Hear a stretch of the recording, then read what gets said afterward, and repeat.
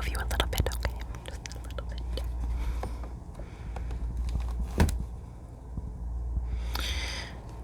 I said a little bit, not a lot of it. There we go. There you go. Just get you settled. There you are. Thank you. Thank you for being here.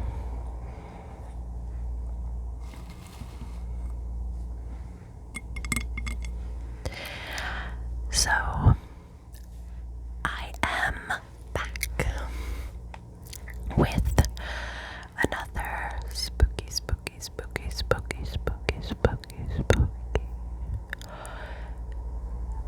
terrifying, tantalizing, little true crime, ASMR video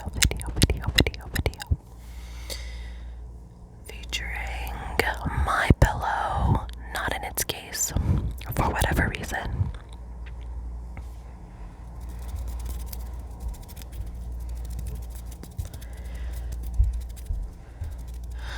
The sun is going down right now, and I am filming only by a little bit. A little bit of natural lighting coming from my window. I'm sorry if you can see a bit of a glare on my glasses.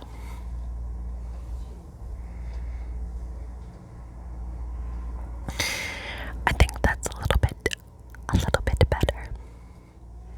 Also, I really love a little bit.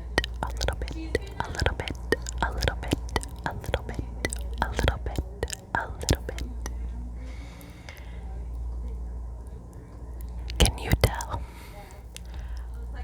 I get so tingly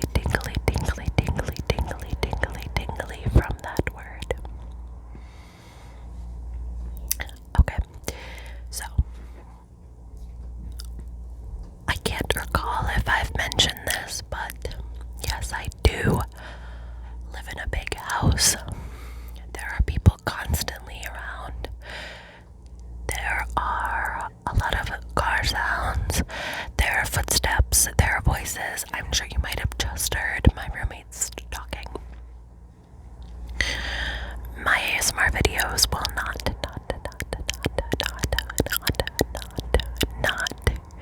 be perfect. There will be noise. There will be awkwardness at times. There will be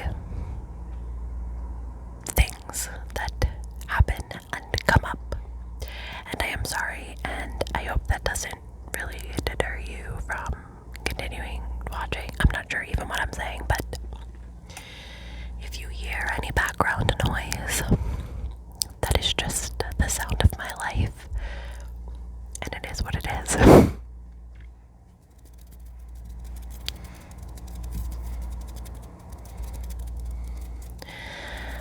It won't stop me from trying to give you the best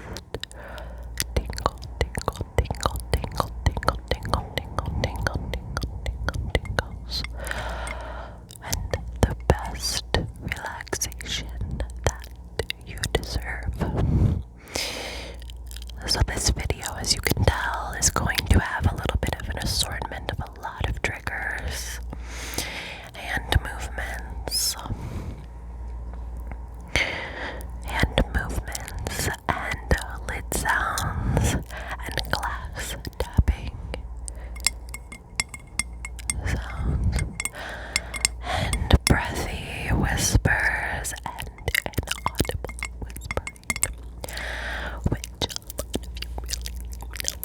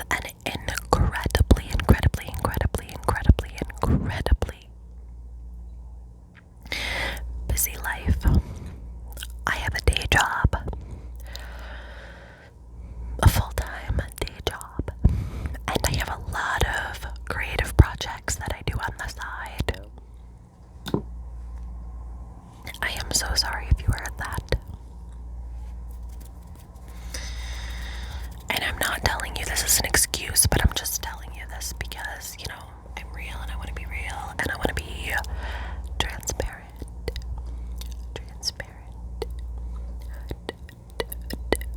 and honest with all of you. But if we are being honest, I want to kind of talk about something that happened a month ago really, really quick. If you are just here for the ASMR true crime tingles, then you can just skip ahead. I will put a little timestamp below so that you know where to skip ahead to. But if you're still here, thank you.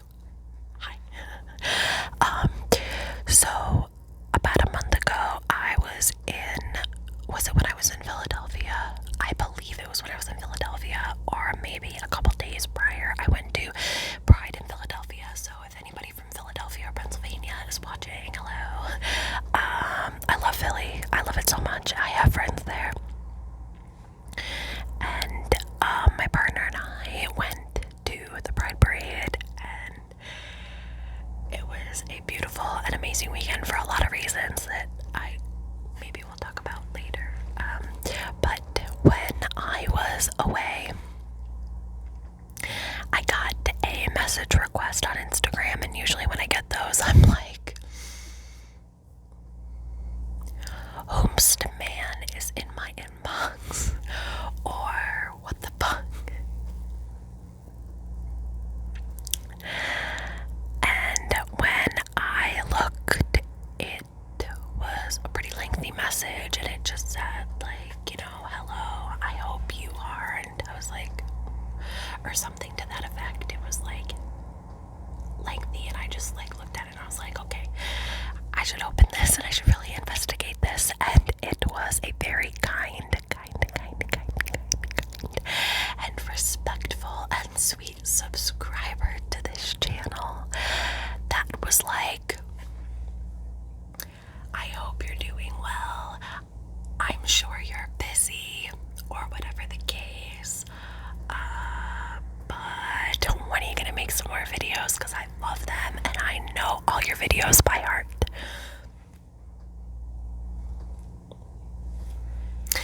I'm gonna light a candle real quick as the sun is going down rapidly and get a little ambiance going real quick. So hold on.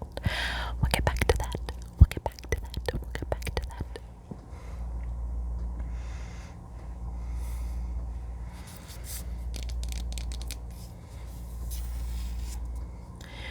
I'm going to light some chakra candles.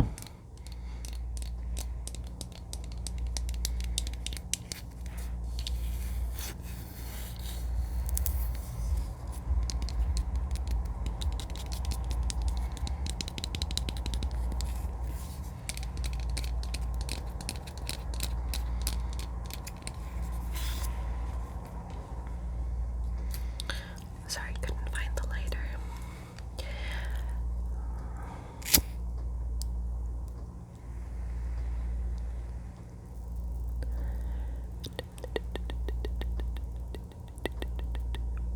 Oh my god, look at my glittery AF eyebrows.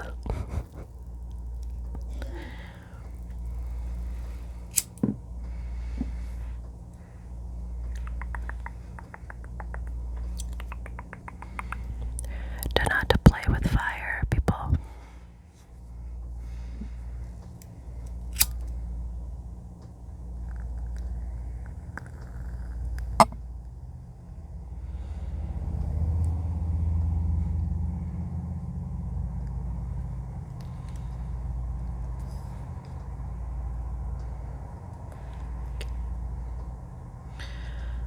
We're just gonna let this hang out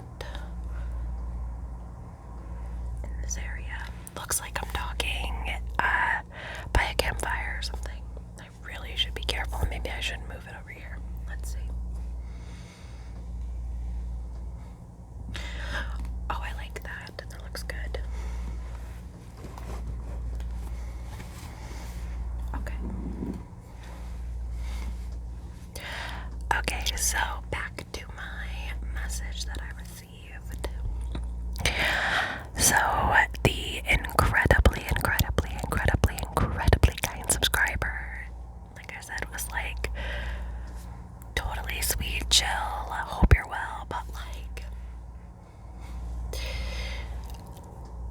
fuck is going on? And I told them that yes, I would absolutely be getting back to making videos for all of you.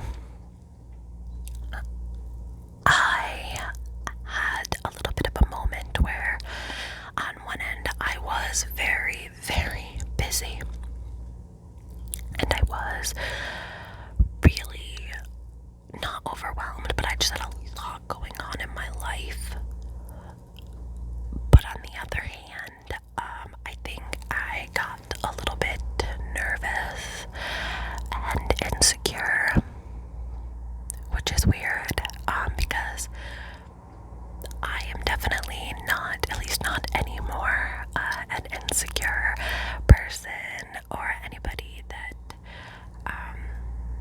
at least I don't think so. I don't know. I mean, I have anxiety, and that takes on a lot of forms when it comes to insecurities and doubts and questions for yourself. So, like, I guess I like to think that I'm not an insecure person, but perhaps my anxiety does reflect that. So, we're not psychoanalyzing me or anybody here, but yeah, I was getting a little bit insecure, in all honesty, about making videos because they didn't sound good. Well, they sound good, and clearly to be reached out to by a subscriber, they sound perfectly fine.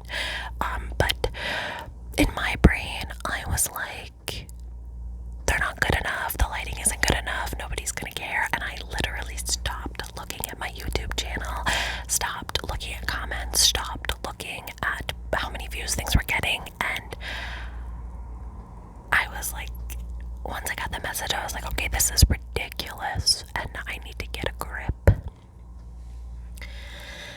And I kind of realized that this is why I wanted to do this all in the first place. So to that lovely subscriber who is probably watching right now, thank you very much for inspiring the fuck out of me and lifting me up. You truly raised my spirits and my hopes, and it meant so much to me, and I can't thank you enough, so thank you. I'm just sorry, I'm like sitting here in awe thinking about that, but it was touching and I really appreciate it. But yes, with that said, I am not going to be an inconsistent person on YouTube. That's not what I want to do. I want to be consistent, and I want to make true crime ASMR. I want to be a positive. I just realized that I said I want to do true crime ASMR and be a positive influence in your life, and I thought that's really fucked up to say, but it's like when you fall asleep to Forensic Files or your favorite spooky little B movie. I want this to be a place where you can come and get relaxed, but also learn about these incredible, infamous people and mysteries and tales and lore, and I'm gonna get back to that. I have been talking for 19 minutes. What the fuck? Okay, I am so sorry, but I hope I shed a little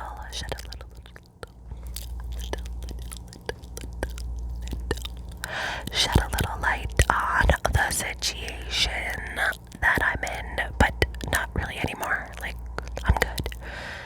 I'm here, I'm back. I never really left to begin with. I was just a little worried. I'm just gonna be honest and be candid about that.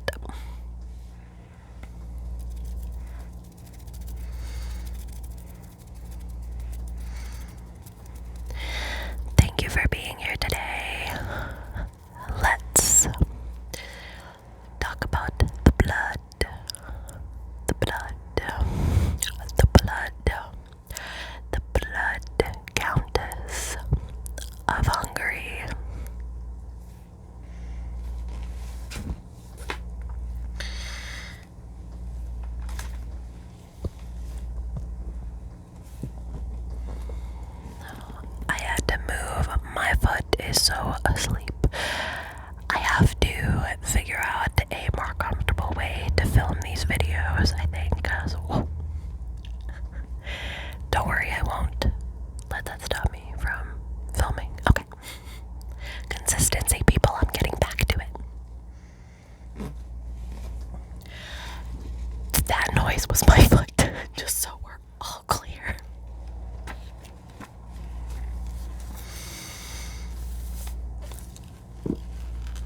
I have my notes as per usual. Even though I do research these cases and these lives and these moments in history very thoroughly, I still will probably always refer to my notes. I'm afraid of mixing information up, and I just like to be as prolific about getting my facts straight. Because we all know I'm not straight, okay? I feel like that was a Karuna Satori moment. Hashtag mom, ASMR mom, Karuna Satori, where are you? Okay.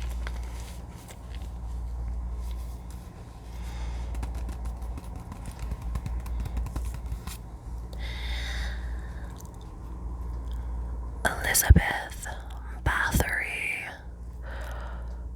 was born in 1560 with wealth, with education, and incredibly high social status.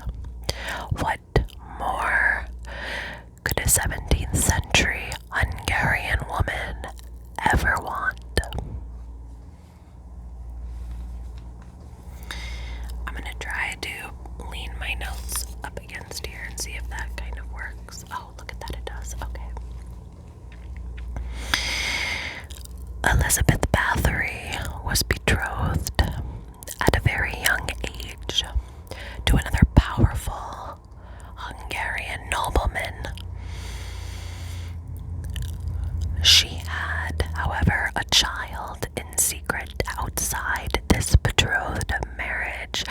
Her daughter was hidden from view as the father of her child was a low-order lover. It is rumored that her soon-to-be betrothed, destined husband ripped this man to shreds. Why did I just smile like a freak at that? And had him eaten by dogs. Ouch. Elizabeth was in primary control of their estate after their marriage and their kingdoms united. While her husband was away often, like I said, Elizabeth was very much the one in charge and the one to answer to. But pretty soon, word began to spread. Rumors flew about Elizabeth and her incredibly sadistic ways. I just burped.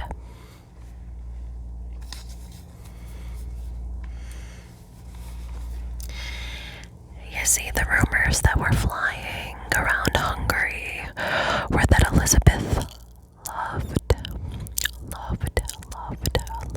to bathe in the blood of young women and girls to keep her youthful, vibrant, and very much alive and well and almost godlike.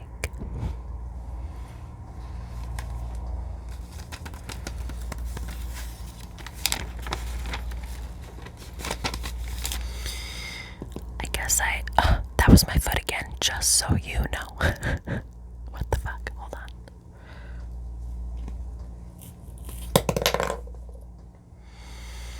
Sorry about that. So yeah, a little trigger warning. Well, I guess I should have done a trigger warning before.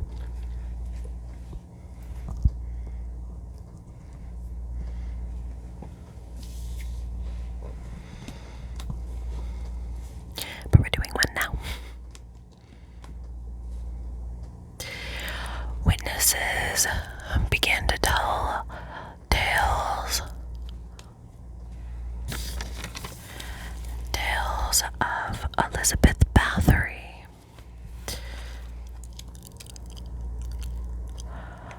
Tales of her stabbing, burning, and biting the breasts of her female servants and wayward young women and girls sent to her from various Hungarian families to learn good manners.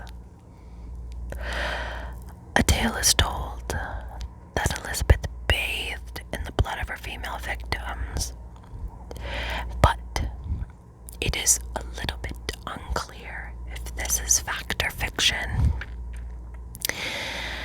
Also, Elizabeth Báthory, just a little disclaimer, her life and this rumor, story, whatever you may have it, of her, was the leading inspiration in Bram Stoker's 1897 Dracula. Elizabeth has also inspired various stories of folklore, movies, and vampire studies. But let's backtrack to Elizabeth's life a little bit. In 1610, Elizabeth was outed by a Lutheran minister who reported her vampiric ways to the kingdom police.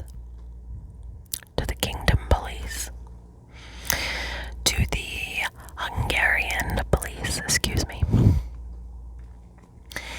Elizabeth was arrested along with 4 of her most loyal and favorite servants.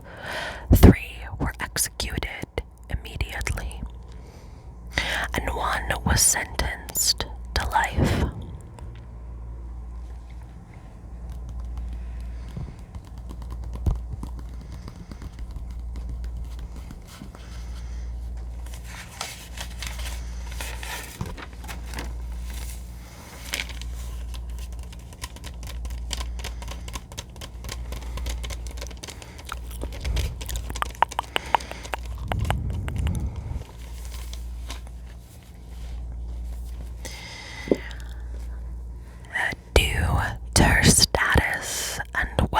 In her family, she avoided trial, but Elizabeth was confined to live out the rest of her life in a castle, where she died in 1614, so about 4 years after being arrested. So I believe she spent 3 years incarcerated in this castle. The Hungarian noblewoman and history's first recorded vampire, and one of the most untouchable women in Hungary, was dead at the age of 53. 53.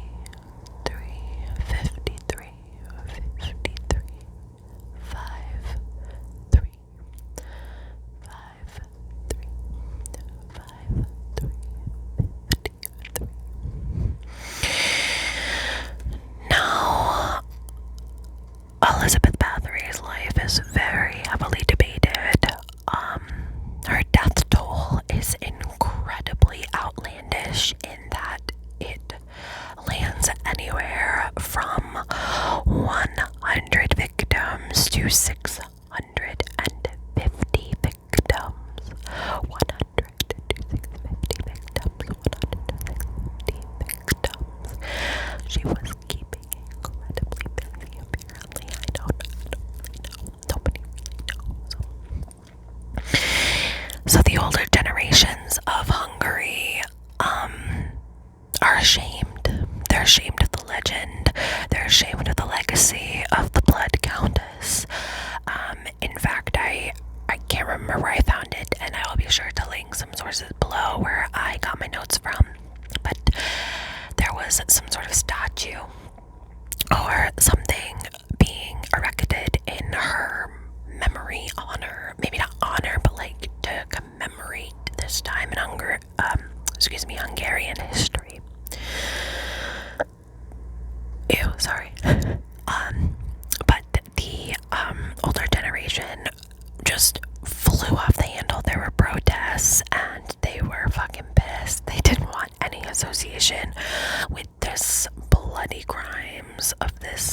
vampiric evil woman. But the younger generations in Hungary, however, and around the world are completely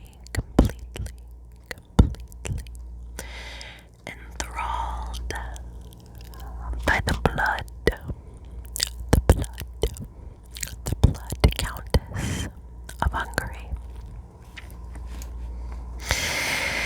So there are a few theories that floating around there about her reign of terror. I guess the biggest theory is that it wasn't true.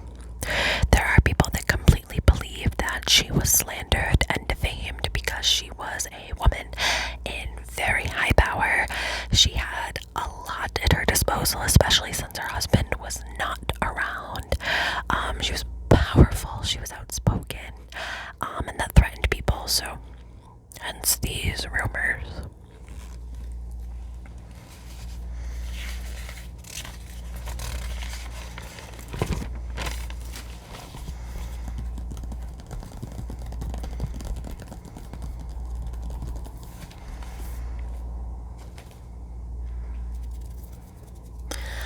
However, whatever the case may be,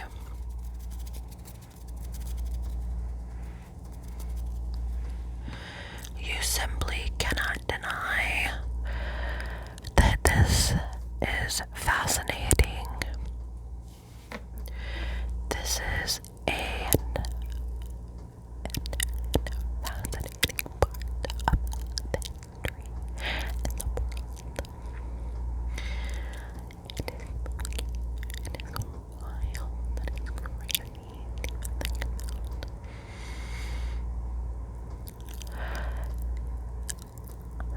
I can't even imagine the absolute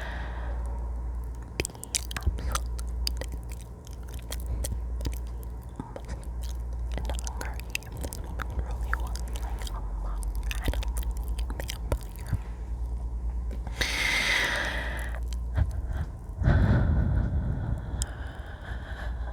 Whether it was political slander, truth, fact, fiction, lore, you cannot deny how fascinating this woman's life is and how influential her story is to horror that we consume today. So thanks, Elizabeth Báthory.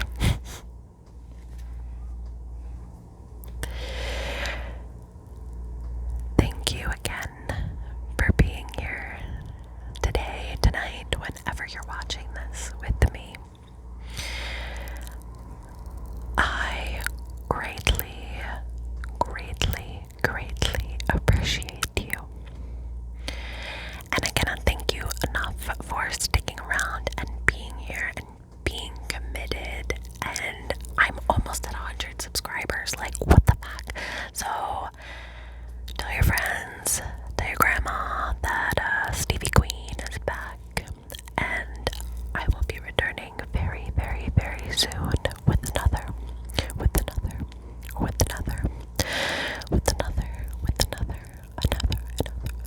true crime case. Although, is Elizabeth Báthory technically true crime? Maybe, probably not. I don't know. Anyways.